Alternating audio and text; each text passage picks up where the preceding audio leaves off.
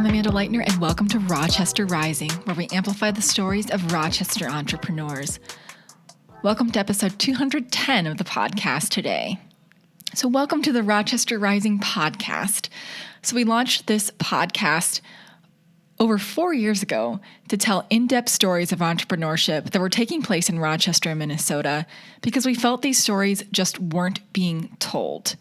So here on the podcast, we talk with both very new to very experienced entrepreneurs to learn more about their entrepreneurial journey, to share lessons learned, and to understand what drives them to be an entrepreneur here in Rochester, Minnesota.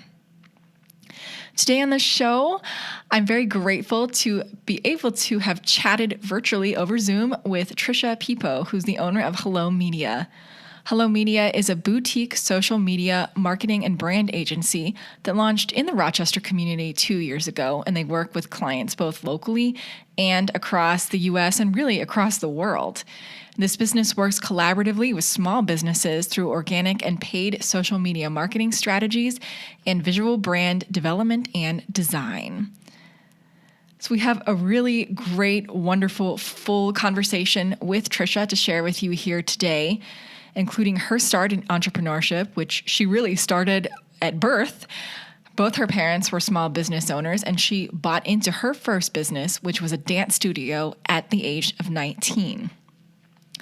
So on the conversation today, we talk with Tricia about how she launched her current business while starting a family, lessons learned in risk-taking, trusting your instincts, and how to build culture in a virtual team, and much more. So stay tuned for this great conversation that we had with Tricia today. So we have much more content about entrepreneurship and small business development in Rochester on our website at rochesterrising.org, including a little bit of this conversation with Tricia. So listen in, and we encourage you to head over there as well to learn more about Tricia's story, consume it in a different format, and learn more stories about Rochester entrepreneurs. Rochester Rising is the storytelling arm of Collider, which is a Rochester-based nonprofit that supports early-stage entrepreneurs through events, education, space, and storytelling.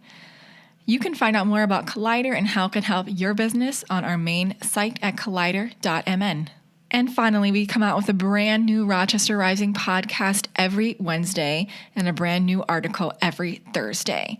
So we encourage you to subscribe to our podcast wherever you listen in. We're on Apple Podcast, Spotify, on YouTube, really wherever you listen into podcasts. So find us there and plug in so that you never miss any of our podcasts. All right, so now on to today's show with Tricia of Hello Media. Yeah, I just wanted to start out by kind of learning more about you. So can you share a little bit about kind of your background and what your interests are outside of business and work? Yes, that's always a popular question. What are my interests outside of work?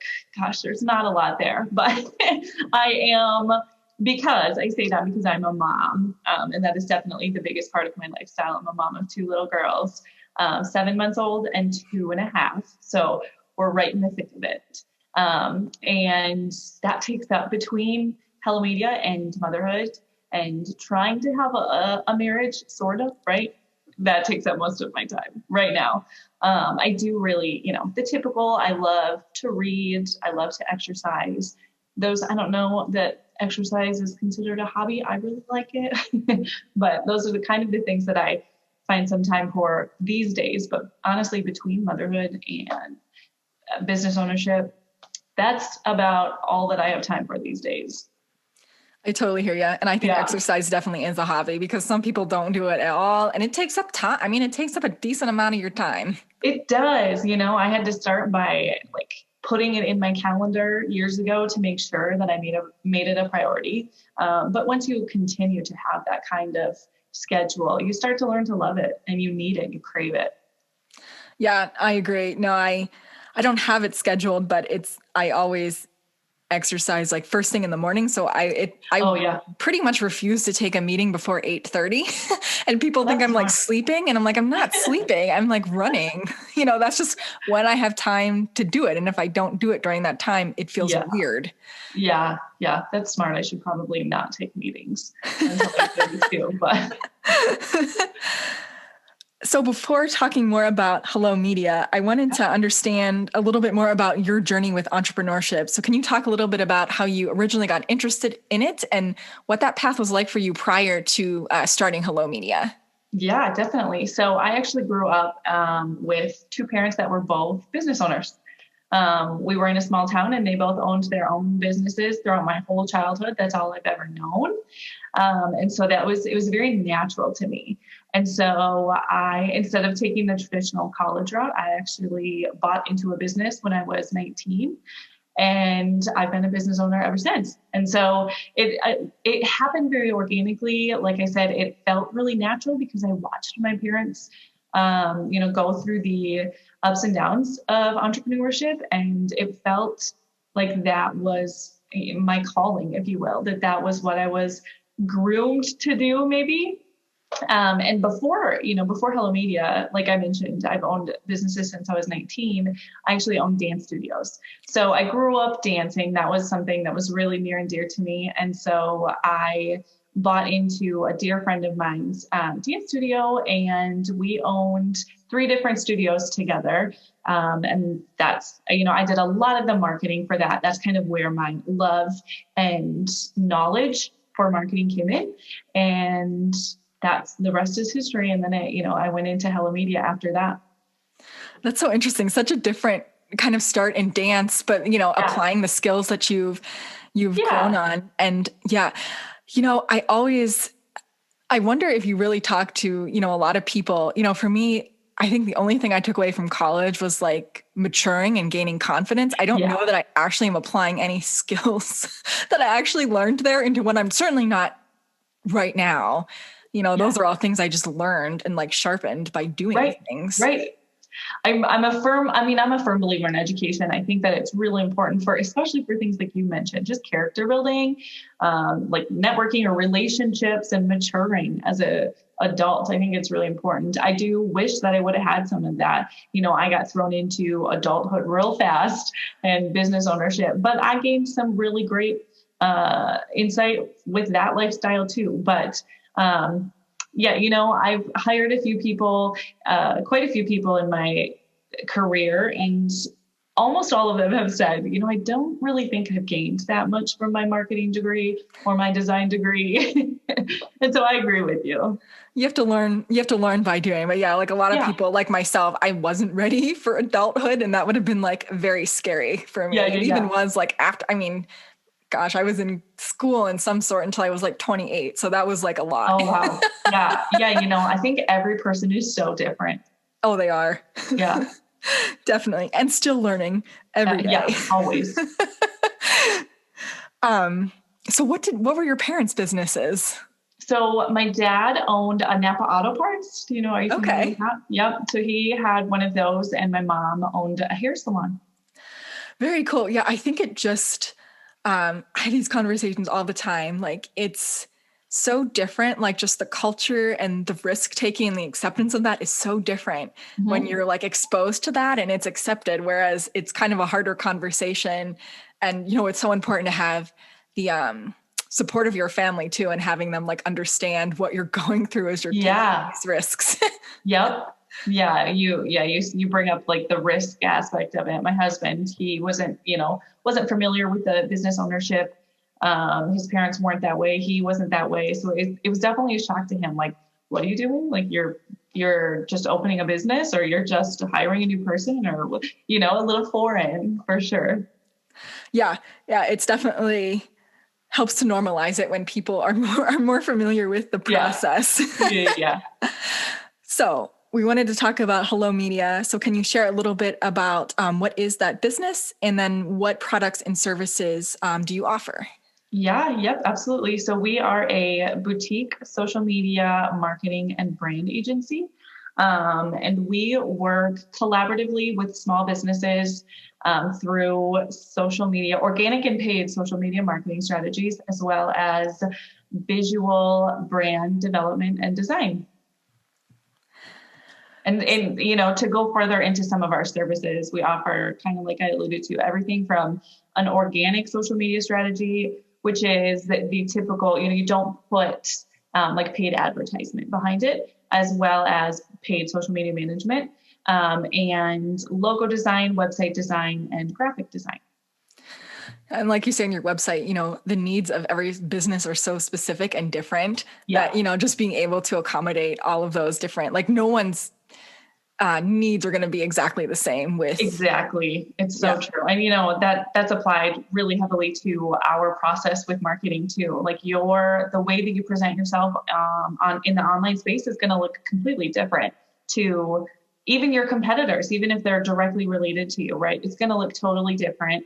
And that's really what we specialize in, making sure that you stand out as a unique person, as a unique business owner, and not like the rest of the business owners in your industry. Yeah, absolutely. So can you talk a little bit about kind of the gap? So what need did you see in the community here? And I'm assuming you have clients all over that you can do this virtually and connect. Yeah. But what gap, like I know, cause I run a business, why people need this service, but what need did you see in your interactions with businesses for something like Hello Media? Yeah. So we get businesses, especially local, and this is where that need came from locally. We help them get seen in front of a new audience. We as humans, as consumers, we have our habitual like tasks that we do every day and ways of obtaining like the media. You get up and you watch TV, or you listen to the radio, or you read the newspaper. Maybe, I don't know if anyone still does that, but we know that if your business puts itself in the social media space, you're getting seen in front of a whole new audience. It's a whole new group of people that are likely to buy from you. Or also we might be putting you in front of the same audience, but in a completely different way. Social media allows your business to be a bit more personable, a little bit more authentic, really kind of connect with your audience on a more intimate level, if you will, and kind of build that trust in a different way than a Google ad or than a radio ad. Not saying that those aren't equally as important, right? Social media marketing is just one really small piece of the pie, but just, an important and different one, if you will. Mm-hmm. I feel like social media marketing is so challenging. Like it changes every day and you really have to keep up on it. And I think that's why it's like, just use a professional. It's like, it's so hard to like understand all the nuances. And I was just having this conversation the other day with somebody, like the Facebook algorithms are always changing and it seems so easy to do, but you can easily blow through money without knowing who you're targeting. Yeah. It's really... and we've seen it time and time again, right? We hop on with a new client and they're like, I've spent thousands and thousands of dollars on ads. And we're like, that's our biggest nightmare. We don't want to have to go through that, right? We want to strategize to make sure that if you do spend thousands, if that is in your budget, that you're getting a lot of money, return on ad or return on investment, whatever. But we definitely see that a lot. It's easy to blow through that money. It's easy to feel confident because it is a simple task. Like it looks very simple, but there's a lot to it. You got to peel all the different layers.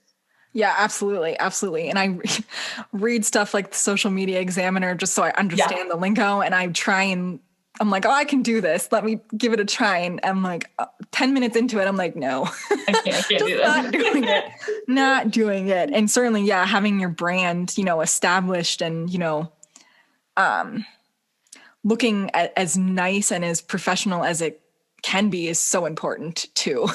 It really is. It really is. And, it tells that story, right? If you're talking in terms of like visual brand, whether that be just your visual social media brand or your entire brand identity from your store to your website to your social media, right? That is your resume of sorts. That's what people are going to judge you by. And you want that to, you want to make a good first impression.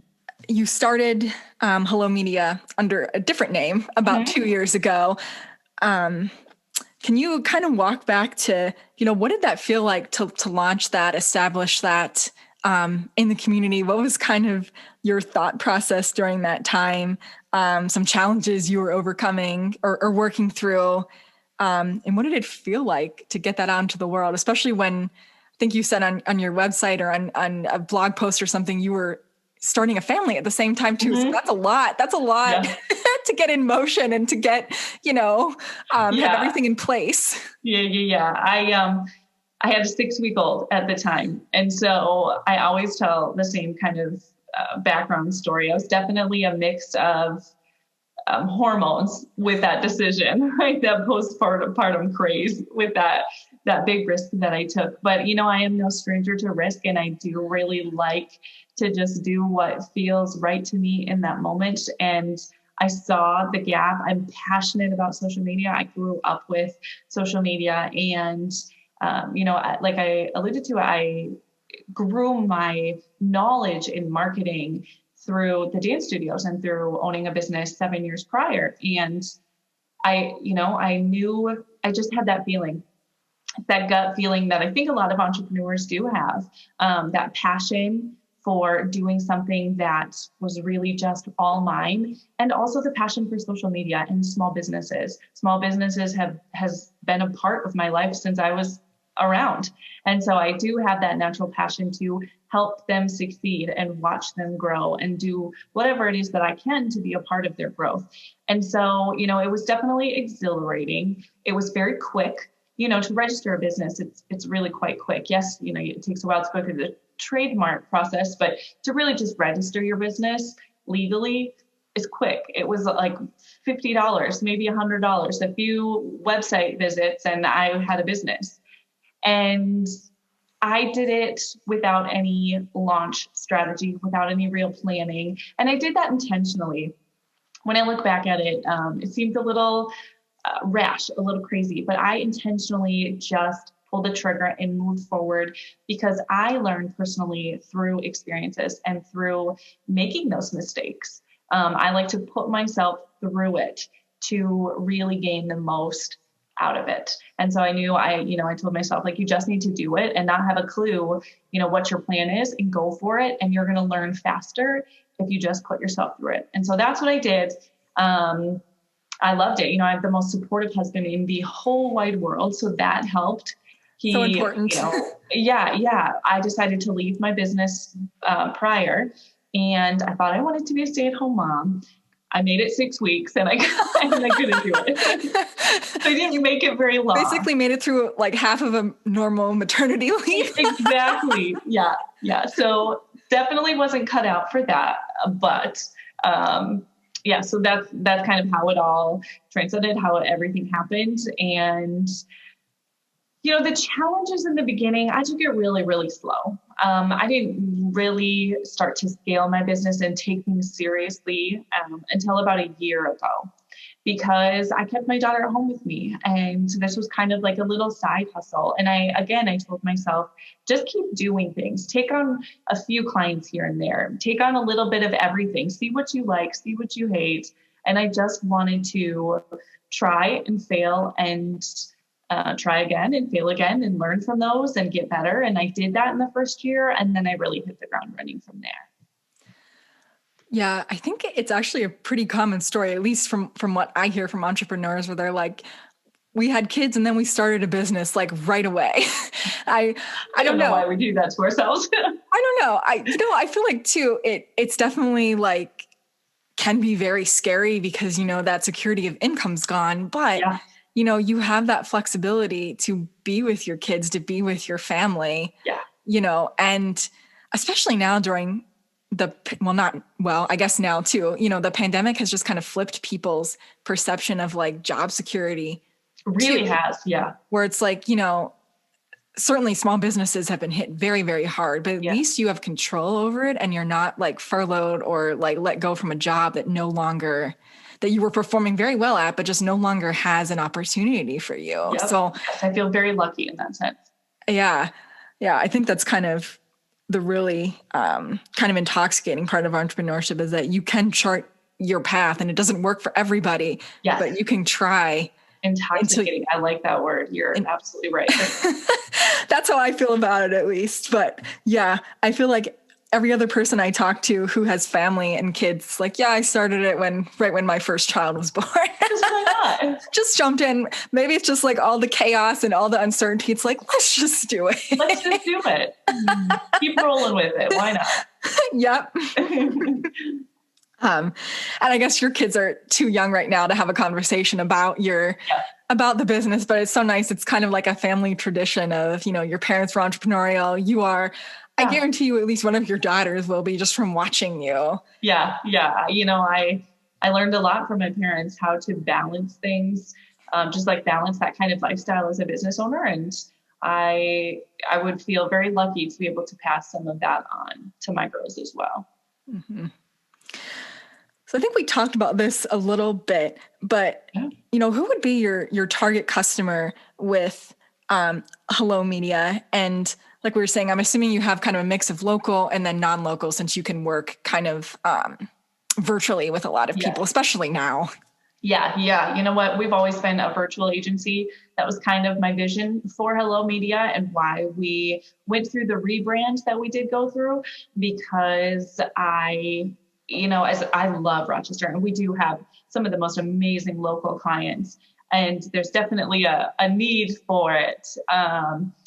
But we're kind of the last to get on the trends and to feel the push to go to social media. And so I knew I needed to kind of be virtual and extend my services to like nationwide and Canada. And so, yeah, we do have small businesses nationwide and in Canada. We have one in Australia and the UK as well. And we really prefer to work with service-based small businesses. But really what it comes down to is how collaborative the relationship can be. It's not necessarily a specific industry or a specific type of person. Maybe we only work with women business owners. That's not necessarily, what we're trying to achieve. It's more so that we can be in constant communication with the owner of that business, because we do see a huge, we have had the opportunities to work with companies where we don't get to work directly with the owner, and there's a massive disconnect. And the results aren't typically what they're hoping for, because there's that disconnect. As a small business owner, we find it really important that the owner be involved, and especially in their social media. That's just when we start to see the magic happen. So, we take on people that are really willing to meet us in the middle and give it their all, and take our knowledge and our expertise and run with it and trust us. Yeah, I think that's a really smart approach, because I think that's a little bit of the danger of like not managing your social media, even though it is really time consuming, but then you lose the voice. So if the owner's voice, they have to be like involved in it. Yes. Otherwise, whose voice is it?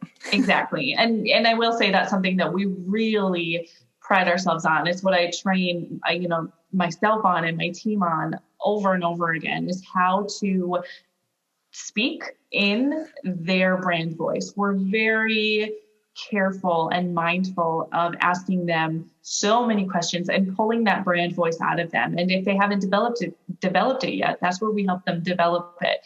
And so that if we do, we're always writing copy, be it social media copy, email marketing, Facebook ads, website blogs, right? We need to make sure that it is unique to that business, and they're all different. So we really train ourselves on how to get out of our own writing styles and speak like each specific brand too. Yeah. I never really thought about that until this conversation. That has to be really challenging, because you have to be mindful of keeping that like tone, but allowing that to come off of the owner's plate so they can, do other aspects of the business. So super challenging and intricate. It is. Intricate's a really good way of explaining it, because all we want is to be able to take something off their plate and make their lives easier. But we want it to be authentic to them. We want it to feel organic and natural. And we work with businesses that their language is totally different. They might even like a few cuss words in the way that they speak. Maybe they're talking to someone really young, really like hip and that stuff is cool. Can you tell I'm not that person? I'm not either. And some people are very, very feminine and gentle. And, we have a couple of psychotherapy group practices, and those are very, very clinical. And so, we as marketers absolutely have to spend a lot of our time researching their industry and gaining the knowledge that they have. We kind of, we're not experts in all these industries, but we know a lot about a lot of industries now because we have to speak as authentically as we can. You've had this business for several years, have been, growing it, scaling it. What have been some successful strategies for you to connect with potential clients, both locally and kind of like you said in Australia, the UK, Canada? How do you connect with those people and find them and then, speak to their audience? Yeah. So we have found 90% of our clients through Instagram marketing. And so it's something that we put into our own marketing. We practice what we preach. And most of our clients come local too, come straight through social media marketing. We are all organic marketing here at Hello Media so far. Everything that we do to attract clients is our own organic social media. And, we have, of course, some referrals. I have had the opportunity to do a few very small networking events here. But like I said, we didn't really hit the ground running till a year ago. And then about 2 months after that, COVID hit. So right. It's been kind of, we haven't had the opportunity to network. But also what we do is network online. It is definitely a form of networking on social media. And we take the time to reach out to whether they're local or across the map, right? We take our time to reach out to those people on social media organically, authentically, and that's typically how they find us, through our strategy. Yeah. And I feel like that's something that a lot of people are afraid of doing, is like reaching out to people who have engaged with them through social media or who are following, because you can easily see, who views an Instagram story or something. And I often look at that and think I should reach out to that person just because they engage with it every single time something's up and I don't know who they are. That's a potential customer. So it's those things again. It's like a time cost. Yep. If you're doing that, you're not doing something else. But social media has such great analytics. It's like it can tell you who your customer is exactly if you know how to look at it. Exactly. And it's such a powerful tool, and the engagement strategy is half the game on social media. I always tell clients, prospective clients, if they're not willing to either hire us, add to their budget for the necessary engagement, or put in the efforts themselves with our guidance, you might as well not do it, because you're not going to get the results you need. And that's definitely where I see a lot of local businesses fall short. They are missing the mark by not engaging, not really getting out there and connecting with their audience. They're just maybe posting a couple of very generic posts a few times a week, and that's that. And that's great. That's definitely better than nothing. I will say that's great. But there's that whole that's social, right? You need to be social on social media. That's the biggest part of it. Right. Yeah. I feel a lot of the times where as a business, you talk at whoever you think is the customer, instead of having, like you said, that engagement, that conversation. You are having a back and forth conversation, no matter what. It's the same thing as, like you said, networking in person. You're still kind of networking, but it's just a different format. It's a different medium. Yeah. You just have to kind of view it with that perspective. I like that. Yeah. So you sent me a beautiful picture of your team at Hello Media. Yeah. Can you share a little bit about them and how you found them? Yeah. So they kind of organically fell into my lap through social media. They all, sought me out through, I do have one full-time employee. She is local here. That was through just a connection that I had here in Rochester. And my other team members, and we had an intern, they found me through social media, just asking if we were hiring. And the timing was right during those situations. And That's, yeah, really organic, really kind of out of the blue, but the perfect fit. And we've gone through a couple different hiring processes as well. And it was all through social media. We didn't do any ads on like Indeed or anything like that. It was just right through Instagram and Facebook marketing and LinkedIn. And they're across the states. Someone is in Louisiana and Iowa and North Carolina and here in Minnesota. So I think a lot of teams have moved online over the past year, whether they wanted to or not. So do you have strategies that have been successful, especially when like you've never met some of these people in person, I'm assuming. So how have you all built that culture to kind of gel as a team virtually? Yeah, it's Slack. Slack is amazing. We utilize Slack every single day, and Zoom, of course. And now everyone's familiar with Zoom and Slack. And those are things that we had before the pandemic just to make this run smooth. We did do a team. I flew up the girls this summer so that we could have one team outing and just get to know each other that way. But it's just a lot of, team Zoom meetings, team messages on Slack, just hyping each other up that way as much as we can. It's just, I feel like I've been pretty lucky with a really awesome team. I'm not going to lie. That kind of helps. Oh yeah. Everyone needs a team. It's so hard to do things like solo. It's almost impossible. It really is. And, I have a few friends that do it and I look at them in awe and I'm like, how are you even alive? Like, how are you even doing this right now? Yeah. No, I think that's great. You all got to get together at least one time this summer. Cause I feel like that kind of makes a huge difference is like having that one, like just that one in-person, like engagement, just like, it's so much easier. Cause then you understand a little bit more about the person. Right. Yeah. It was so good to see them all and have us all together. So I think, 2020 has been a very different and challenging year for a lot of businesses. You were saying, and we've been hinting at a little bit, you did your own rebranding in 2020 from the Hello Social to Hello Media. And I hope I got that right because I kept mixing it up when I was writing questions, and then I had to catch myself. So can you talk about what kind of prompted that change? And it sounds like that's when you really kind of accelerated your growth and scaling. And what were there services that you added, that you subtracted? So what did that whole kind of process look like for you? Yeah, when I first started the Hello Social at the time, my vision was always this virtual agency and to add on a branding arm of things. And also a paid social media approach rather than just organic. Initially, it was just organic social media. And I was just waiting for the right time, the right people, the right combination of things before I could just add that second branch onto Hello Media and kind of expand into a more, we aren't a full service digital agency by any means. We're definitely a boutique. We have our little niche of what we like to offer. And the timing felt right. My graphic designer, Caitlin, was at the time just found some more time to do some work, and COVID had actually already come around. We were in lockdown and I said, it's time.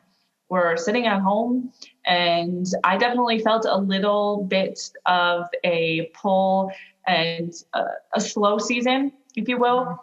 When COVID started to hit with my clients, the leads definitely slowed down. People were that fear was setting in. So I said, now's the time. Why not?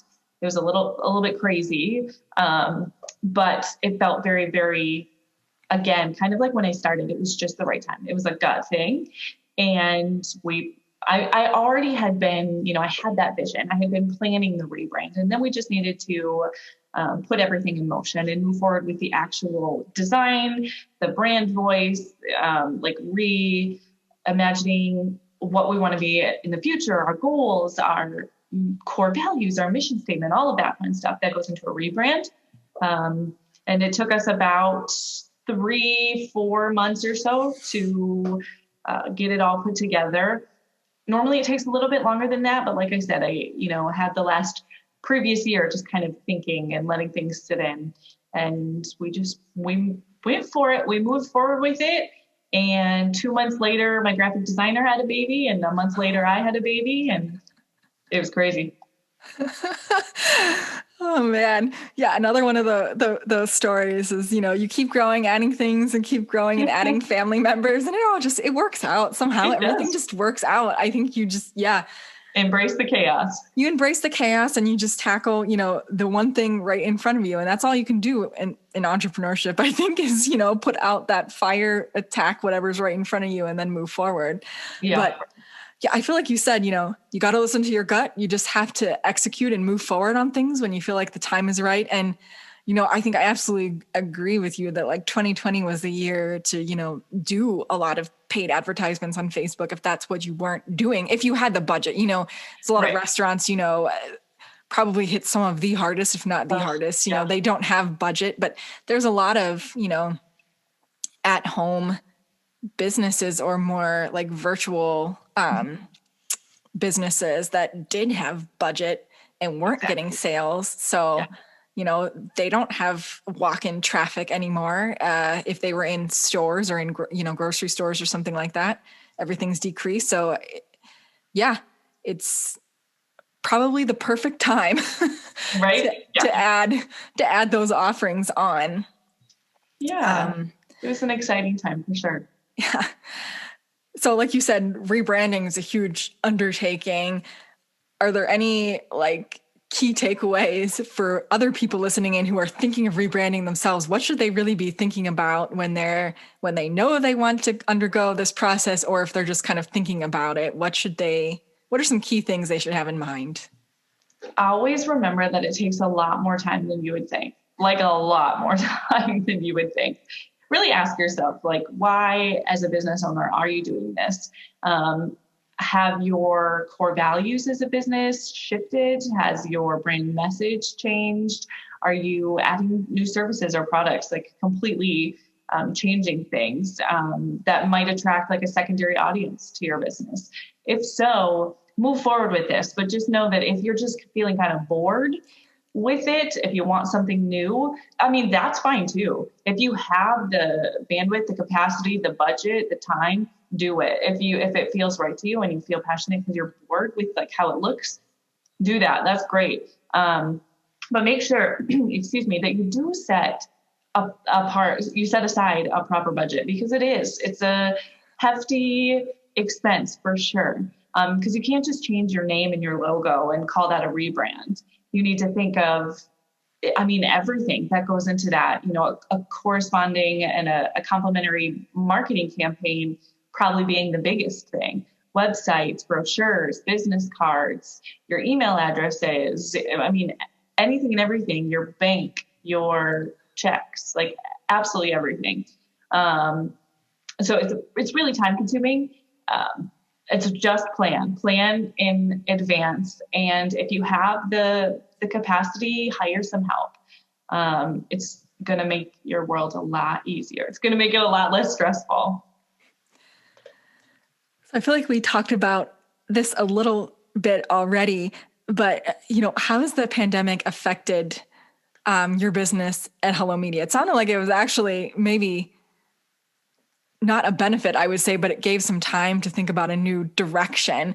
But, how did 2020 and kind of lockdown isolation impact what you were doing? And have you added anything this year to kind of your processes due to the pandemic that you see implementing as you move forward? Yeah, initially we had a slow season with the pandemic, but it did give us the opportunity to reevaluate what we wanted moving forward for Hello Media. And I'm grateful for that opportunity. I wish it came in a different form, but it is what it is now, right? And we've been very, very lucky to then see kind of a surge in inquiries and clients, because businesses are really starting to pivot into the online space. They're doing what they can to still get customers, or at the very least remain top of mind for those customers and keep them at the forefront of their, purchasing decisions when this pandemic is over. So we've had we've been on the very lucky end of things as a small business for sure. And because of that, we haven't necessarily had to move forward with new strategies. We've been a part of a lot of other businesses that, we've watched them move forward with new innovative ways of approaching their business. Of course, Zoom, right? Everyone has a love-hate relationship with Zoom now. That's definitely the thing I see lasting a long time, this online space, having meetings online, having that team culture online. It has its pros and cons. Mm-hmm.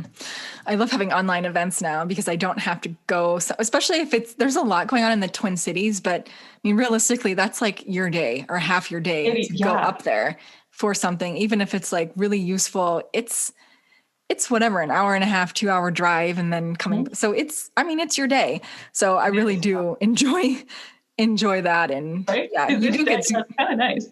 Yeah, you do definitely get Zoom fatigue. That's for sure, though. That is a thing. And I wonder if we're all going to be really awkward when this is all over and we're all ready to network again and we're at these business opportunities. And like, are we all really going to know how to confidently interact with one another without a computer screen in front of our face, Probably not. It's probably going to be a mix of awkwardness and just like sheer, like, I don't know, excitement that like, right. In person. Yeah, that's one of the things I've been thinking about a lot because it's not going to be, it'll be very slow and like starting with like 5 people, then 10, then probably like 20, 50, whatever. So it'll be interesting to see when events start to open up here. Probably not until like weather gets nicer and you could have like that outdoor option, I'm thinking, even for like networking things. Yeah. So we will see, but yeah. I do like the virtual things because I can connect and then I can turn off and go make dinner or whatever. So it makes life a lot easier. It does. It is easy. I really enjoy it. All right. So I had some final last fun questions for you that I've been kind of asking everybody and now have a new set for 2021. Gosh, okay, I'm ready. And now I've kind of forgot some of them. So I really have to think. So we're recording the end of January. Do you have any traditions or anything that you typically like to do in winter that you want to make sure that you do before we go into the next season? What do you like to do around this time of the year? You know what? I feel like this is a controversial answer, but I hate winter. And here I am in Minnesota. We have beautiful snow happening right now, and nothing about it makes me excited. I'm not a winter girl. I like to stay in. I don't have any winter traditions. I'm not a skier. I don't snowboard. I don't like hot cocoa. I guess I hope to build snowmen with my girls. My 2.5-year-old is old enough now to really understand it and have fun out there. So I'm looking forward to that, but that's about all the fun I like to have in terms of winter. I'm just counting down the days for spring, if I'm being honest. I hear you. It hasn't been that bad this winter so far, but it's just going to get worse. Oh yeah, it's coming for sure. Did you grow up in the area or upper Midwest or? Okay. Yeah. Oh yeah. I grew up just, an hour and a half or 2 west of here. And I never liked it. It's never really been my thing. But here I am, still staying. My family's here, so. I think it's more winter's just more like worn me down and I just like accept it now. It's like kind of, yeah, a natural process of transitioning from one point to another. So yeah, I'm not much of a fan either. So my goal for 2021 is to kind of develop more of a positive, growth-oriented mindset. So do you have any kind of thoughts, strategies on how you do that? So how do you stay positive? How do you just keep, moving one foot in front of the other and being, that growth-minded person? Yeah. You know what? This is a common question that I see online. It's a common question that I get asked a lot. If you're in any networking, any networking group, that's something that they really focus on and ask you. And I have never been one for professional development, personal development podcasts. I really like business podcasts. I really like to learn things. I like fiction, like storytelling podcasts, but I've never been huge on personal growth, like this self-care kind of movement. I like to, I like to keep my blinders on and do what feels right to me. And I have like I had mentioned before, the most incredible, supportive husband who just, he listens to me, he guides me, he helps me just sort through all of my thoughts. And I have a couple of really awesome friends, and I just keep moving forward. I am a very scrappy kind of person. And as long as I'm not looking at what's happening left and right and trying to always strive for something better and just accept that I'm learning and I'm moving forward, then I'm in a good, healthy personal growth phase, if that makes sense. It's a weird answer because I'm not typically one for those personal growth like classes or courses or podcasts or self-care things. And I just do what feels right to me. Hey, I think that's all that it's about. So you've kind of figured it out. You're like operating at a different frequency than me because I'm still struggling to just figure out what I need and just focus on that. So you've already got it. You're just, again, following your gut and your instinct. I think that's all that it's about. And not spiraling into negativity, which is an issue I have. Which does happen once in a while, right? If you're looking on social media and you get sucked in a little too deep, I have to say rein it in, Tricia. You don't want to get into that. You don't want to start to spiral. It happens to everyone. Oh yeah. Social media spirals are real. The worst. And they're very dark. They're very dark. Amen. That was my last question for you. I'll ask you for final thoughts and where people can find you and Hello Media. Final thoughts. First off, I just want to say thank you for inviting me. This is really, really nice. Being a part of the Rochester community has been definitely a goal of mine, but with the pandemic kind of slowed things down. So I really appreciate being a part of this. And you can find us, of course, on Instagram. We are at _Hello Media, and our website is hellomediamn.com. You can find us on Facebook, all of the mainstream places you can hang out with us there. And we would love your support. We always say as social media gurus and experts that the biggest support you can give, if you can't purchase something, is to support them on social media. It goes a long way. Oh, it's totally true. It doesn't cost you anything to like something or share something. Exactly. If you can't, purchase something from someone, which we all go through those times where we can't do that. Yeah. And it's free and just raising awareness. It is. Yep. Help out your local businesses. Yeah. Yeah. That's an amazing point. Well, thank you so much for doing this today and giving of your time in the middle of a snowstorm. I'm not really sure what's happened while we've been talking. Oh, thank you so much. I'm not looking forward to looking outside. I'll tell you that.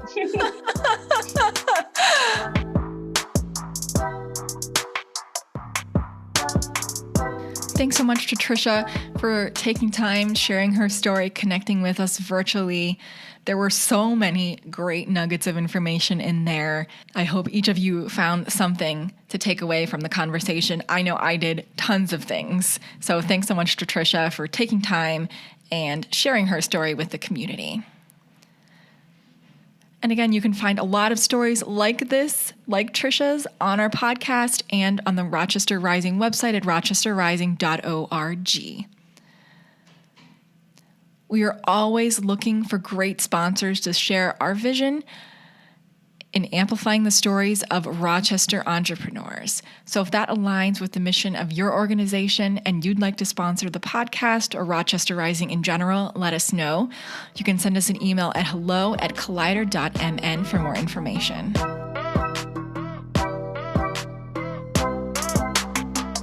So that's it for the podcast today.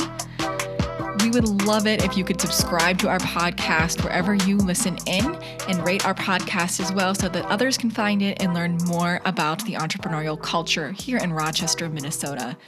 Thanks so much for tuning in and sharing some of your time with us today. We'll be here next Wednesday with the brand new show.